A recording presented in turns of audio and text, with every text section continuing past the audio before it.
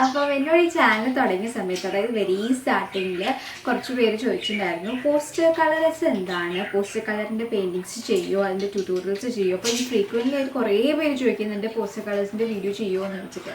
അപ്പോൾ നമ്മൾ ഈ ചാനലിൽ നിങ്ങൾക്ക് അറിയാമല്ലോ, നമ്മൾ ബേസിക് മുതൽ ഏതൊരു മീഡിയ എടുക്കുകയാണെങ്കിലും അതിൻ്റെ ബേസിക് മുതൽ തുടങ്ങും.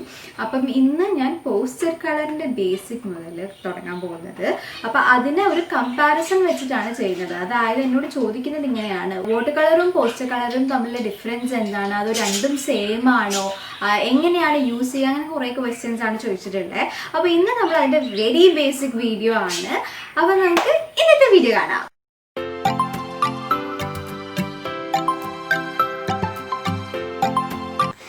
അപ്പോൾ ഇവിടെ പോസ്റ്റർ കളർ ബോട്ടിലാണ് നമുക്ക് കിട്ടിയിട്ടുള്ളത്. അപ്പം അത് ഈ ഒരു സെറ്റിന് എനിക്ക് തോന്നുന്നു ഒരു 90 റുപ്പീസാണ് റേറ്റ് വരുന്നത്. ഇത് ക്യാമ്പലിൻ്റെ ആണ്. അപ്പോൾ പോസ്റ്റർ കളറിനകത്ത് നമ്മൾ ആദ്യം വാങ്ങുമ്പോൾ ഇത് ആക്ച്വലി സെറ്റിൽഡ് ആയിട്ടാണ് ഉണ്ടാവുക, ഇതിൻ്റെ മെയിൻ ബോഡിയും ഇതിൻ്റെ ലിക്വിഡ്. അപ്പോൾ ഒന്ന് ഷേക്ക് ചെയ്താലൊന്നും ഇത് മിക്സ് ആവില്ല.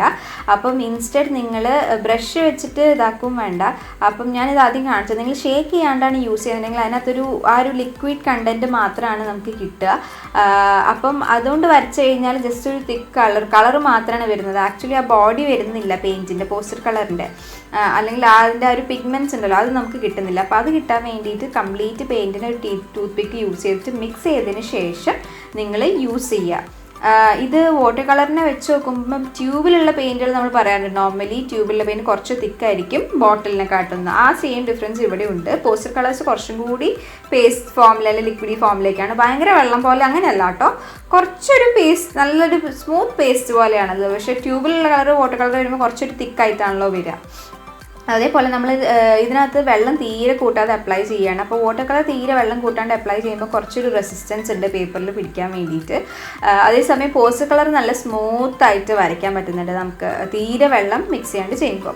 ഇനി ഞാൻ അതിനകത്ത് ജസ്റ്റ് ബ്രഷിനെ ഒന്ന് വെള്ളത്തിൽ ഡിപ്പ് ചെയ്തിട്ട് ഇതാക്കിയപ്പം ഈ ഒരു വാല്യൂ ഓഫ് കളറാണ് കിട്ടിയിരിക്കുന്നത്. ഇത് കൊബാൾ ബ്ലൂ കളറാണ് യൂസ് ചെയ്തിരിക്കുന്നത്, 2 വാട്ടർ കളറിൻ്റെയും പോസ്റ്റർ കളറിൻ്റെയും.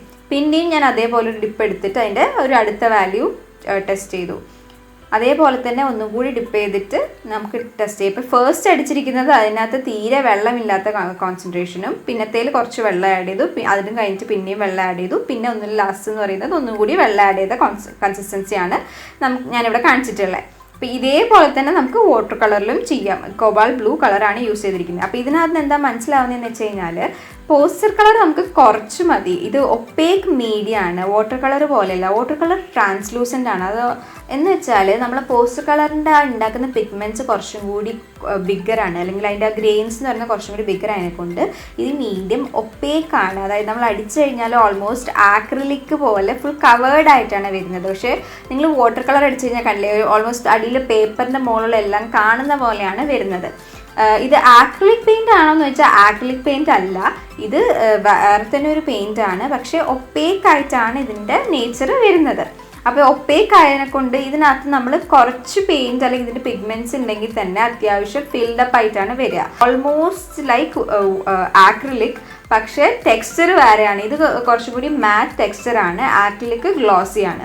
അപ്പം നമ്മൾ വാട്ടർ കളറിനെ വെച്ച് നോക്കുമ്പോൾ വാട്ടർ കളറിൻ്റെ പെയിൻറ്റ് ഒപ്പേക്ക് ആക്കണമെങ്കിൽ അല്ലെങ്കിൽ തിക്ക് കൺസിസ്റ്റൻസിയിൽ നമുക്ക് കിട്ടണമെന്നുണ്ടെങ്കിൽ വാട്ടർ കളറിൽ നമുക്ക് കൂടുതൽ പെയിൻറ്റ് വേണം. പക്ഷേ പോസ്റ്റർ കളറിൽ അങ്ങനെ ഒരു കേസിൽ കുറച്ച് പെയിൻറ്റ് മതി. അപ്പോൾ ഇത് വിഷ്വലി മനസ്സിലാക്കാൻ വേണ്ടിയിട്ടാണ് ആ 4 പാച്ചസ് അവിടെ അടിച്ചിരിക്കുന്നത്. ഇപ്പം നിങ്ങൾക്ക് കണ്ടൂടെ, പോസ്റ്റർ കളേഴ്സിൻ്റെ സ്റ്റാർട്ടിങ്ങിൽ ആ ഒരു 4 എണ്ണത്തിൽ ഞാൻ അത്രയും വെള്ളം ആഡ് ചെയ്തിട്ടും ആ ലൈറ്റ് ഷെയ്ഡ് അങ്ങനെയാണ് വന്നിരിക്കുന്നത്. പക്ഷെ അതേസമയം വാട്ടർ കളറിൽ ഞാൻ അത്രയും വെള്ളം ആഡ് ചെയ്താലും ഒരു 3rd എത്തിയപ്പോൾ നല്ല ലൈറ്റ് ആയിട്ടുണ്ട് ഓൾറെഡി. മറ്റേതിൽ പക്ഷെ അപ്പോഴും കുറച്ച് ബ്രൈറ്റ് ആയിട്ടുള്ള ഒരു കളറാണ് നമുക്ക് കിട്ടുന്നത്. ഇനി ഇതിനകത്ത് ആ സെറ്റിൽ മൊത്തത്തിൽ 6 കളറാണുള്ളത്. അത് cobalt blue, lemon yellow, poster green, poster red, poster black, poster white, ഈ 6 കളേഴ്സാണ് ഉള്ളത്. അതേപോലെ തന്നെ വാട്ടർ കളറിൽ നമ്മൾ മാച്ചായിട്ട് എടുത്തിട്ടുള്ളത് lemon yellow, cobalt blue, sap green, scarlet lake, black, white, ഈ 6 കളേഴ്സാണ് എടുത്തിട്ടുള്ളത്. ഇനി നമുക്ക് ഒരു ടെക്നീക്സ് ട്രൈ ചെയ്ത് നോക്കാം. അപ്പോൾ ആദ്യം ഞാൻ ട്രൈ ചെയ്യുന്നത് വെറ്റ് ഓൺ ഡ്രൈ ടെക്നിക്കാണ്. പക്ഷേ ഈ ടെക്നിക്ക് നമ്മൾ മോസ്റ്റ്ലി വാട്ടർ കളറിനല്ല യൂസ് ചെയ്യാറ്, നമ്മൾ ആക്രിലിക് പെയിൻറ്റിങ്ങിനാണ് യൂസ് ചെയ്യുന്നത്. അപ്പോൾ ആക്രിലിക് പെയിൻറ്റിങ്ങിന് ഒരു ടെക്നിക്കായിട്ട് ഇതെങ്ങനെയാണ് റിയാക്ട് ചെയ്യുന്നത് നോക്കാം.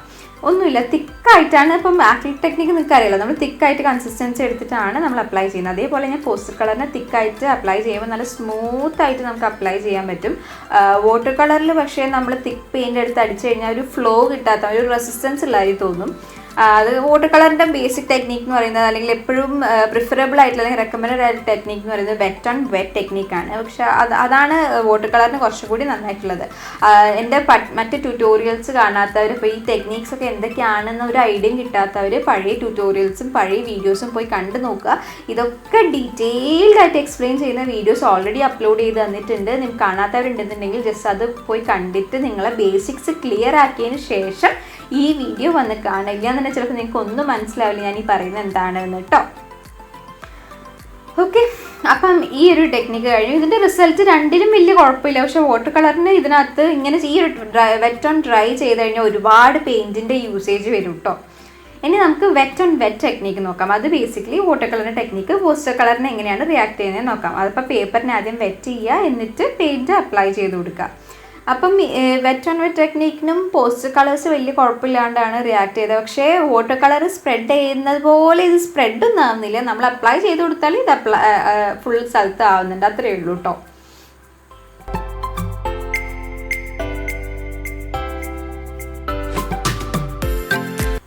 ഇനി നമുക്ക് ലെയറിങ് ട്രൈ ചെയ്ത് നോക്കാം. അപ്പോൾ ലെയറിങ് ട്രൈ ചെയ്യുമ്പോൾ വാട്ടർ കളറിൽ നമ്മൾ നോർമലി ലൈറ്റ് ടു ഡാർക്ക് ആണ് ചെയ്യാൻ പറയുന്നത്. അപ്പോൾ അത് യെല്ലോൻ്റെ മുകളിൽ നമ്മൾ ബ്ലൂ കൊണ്ടാണ് ചെയ്യുന്നത്. പക്ഷെ നിങ്ങൾ കണ്ടോ, നമ്മൾ യെല്ലോൻ്റെ മുകളിൽ ബ്ലൂ കൊണ്ട് ചെയ്താൽ കളേഴ്സ് രണ്ടും മിക്സപ്പ് ആയ പോലെ ഗ്രീൻ ആണ് വരിക. കാരണം വാട്ടർ കളർ ഒപ്പേക്കല്ല.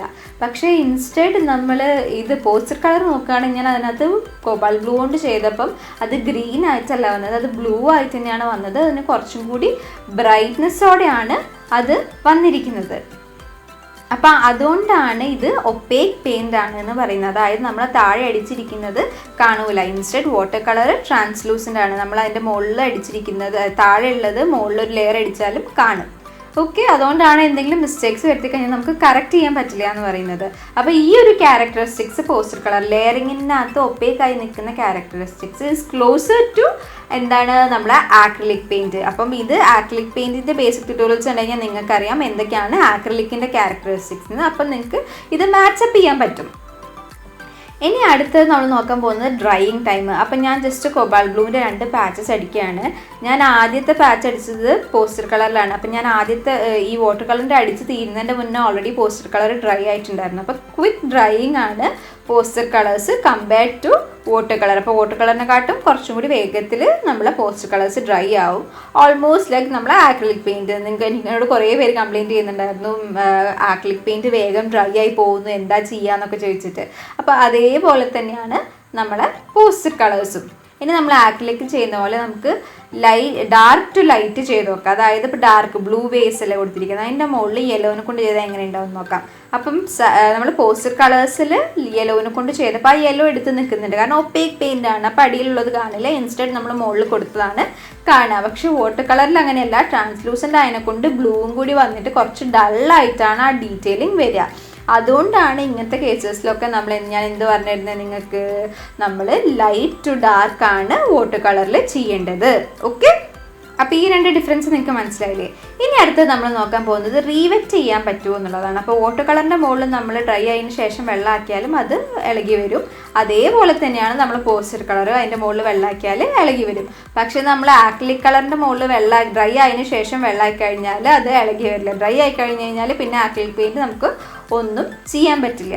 ഇനി നമ്മൾ പാലറ്റിൽ എടുത്തിരിക്കുന്ന കളറിന് റീവെറ്റ് ചെയ്യാൻ പറ്റുമോ? അതും പറ്റും. നമുക്ക് വാട്ടർ കളർ പോലെ തന്നെ, വാട്ടർ കളർ ഉണ്ടല്ലേ നമുക്ക് വെള്ളമാക്കി കഴിഞ്ഞ് കഴിഞ്ഞാൽ വീണ്ടും യൂസ് ചെയ്യാൻ പറ്റും ഡ്രൈ ആയി കഴിഞ്ഞാലും. അതേപോലെ തന്നെയാണ് പോസ്റ്റർ കളർ പാലറ്റിലാക്കി ജസ്റ്റ് വെള്ളം കൂട്ടി മിക്സ് ചെയ്ത് കഴിഞ്ഞാൽ നമുക്ക് വീണ്ടും യൂസ് ചെയ്യാം.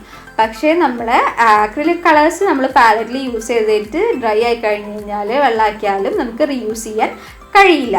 ഓക്കെ, അപ്പോൾ ഇതൊക്കെയാണ് മേജർ ഡിഫറൻസ്. ഞാൻ വാട്ടർ കളറും പോസ്റ്റർ കളറും ആയിട്ടാണ് മേജറായിട്ട് ഇതിനകത്ത് കാണിച്ചിരിക്കുന്നത്. കൂടെ നിങ്ങൾക്ക് കുറച്ച് ആക്രിലിക്കിൻ്റെ ക്യാരക്ടറിസ്റ്റിക്സ് വെച്ചിട്ടും പറഞ്ഞു തന്നിട്ടുണ്ട്. അപ്പോൾ ഇതൊക്കെയാണ് മേജർ ഡിഫറൻസ്. അപ്പോൾ പോസ്റ്റർ കളർ എന്ന് പറയുന്നത് വാട്ടർ കളറും അല്ല ആക്രിലിക് കളറും അല്ല, രണ്ടും അല്ലാത്ത വേറൊരു മീഡിയം ആണ്. ഓക്കെ, അപ്പോൾ ഇത്രയും കാര്യങ്ങൾ നിങ്ങൾക്ക് മനസ്സിലായി എന്ന് വിചാരിക്കുന്നു.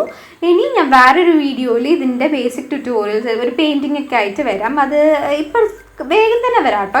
അടുത്ത വീഡിയോ ഒന്നും ഞാൻ പ്രോമിസ് ചെയ്യുന്നില്ല. എന്തായാലും ഒരു വീഡിയോ ഞാൻ ചെയ്തു തരുന്നതായിരിക്കും. ഒന്നല്ല, കുറച്ച് വീഡിയോസ് ഞാൻ ചെയ്തു തരാം. അപ്പം ഇന്നത്തെ വീഡിയോ നിങ്ങൾക്ക് യൂസ്ഫുൾ ആയെന്ന് വിചാരിക്കുന്നു. അടുത്ത വീഡിയോ കാണും വരേക്കും ബൈ.